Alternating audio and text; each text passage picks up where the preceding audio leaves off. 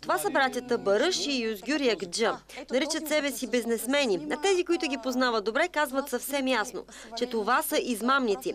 Двамата въртят в страната ни незаконен бизнес с студенти години наред. А куката фирма, на която са собственици, е Pro Education. За незаконния бизнес на фамилията Ягджа се усмили да говори Здравка Бедева, която е работила във фирмата.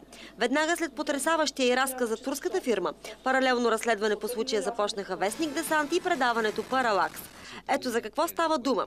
Братята вкарват турски студенти в България с уговорката, ще се грижат за тях и ще плащат навсякъде вместо тях. Парите им се даваха на тях, на ръка, без каквито и да е печати, разписки, касови бележки, фактури, каквото и да е, абсолютно никакъв писмен документ и доказателство след това, че тези деца са си дали парите, не са на тези хора.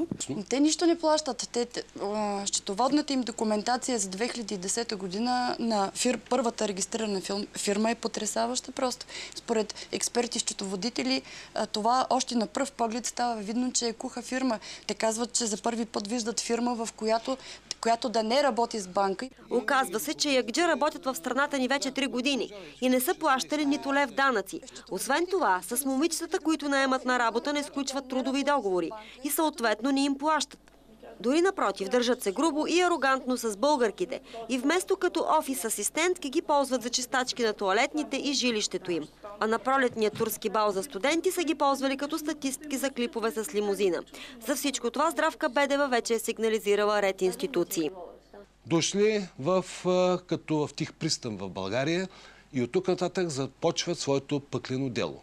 Телевизия СКАТ и предаването Паралакс продължава да следи случая.